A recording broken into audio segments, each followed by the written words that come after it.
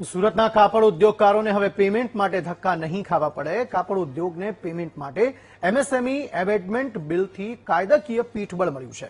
90 દિવસમાં પેમેન્ટ કરી દેવાની મર્યાદા કેન્દ્ર સરકારે નક્કી કરી છે. સંસદના બંને ગૃહમાં એમએસએમઈ એમેન્ડમેન્ટ બિલ પસાર થતા નાના ઉદ્યોગકારોને ફાયદો થશે. નવા પસાર થયેલા બિલથી ઉદ્યોગોની કેશ ફ્લો સાયકલમાં પણ સુધારો થશે.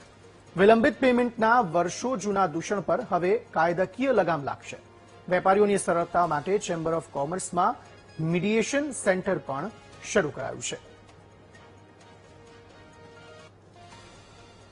સુરતને નહીં પણ સમગ્ર ભારતને ફાયદો થવાનો છે. કારણ કે જે સાયકલ તમે 200 દિવસે અને 150 દિવસે તમે સાયકલ ફેરવતા હતા બિઝનેસની, એ હવે 90 દિવસમાં ફરજિયાત તમારે પેમેન્ટ આપી દેવું પડશે.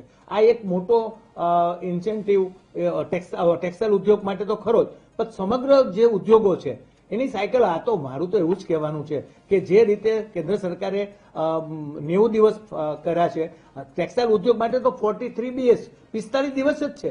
એમાં 15 દિવસમાં જ તમારે મંજૂરી આપવી પડશે અને 45 દિવસમાં જો પેમેન્ટ કરતા વેપારીઓ થઈ જાય તો એ દિવસ દૂર નથી કે સુરતને નહીં સમગ્ર ભારતને 5 ટ્રિલિયન ઇકોનોમી કરતા રોકી શકે. આ બહુ મોટી વાત હું કરી રહ્યો છું, માત્ર ટેક્સટાઇલ ઉદ્યોગની વાત નથી કરતો.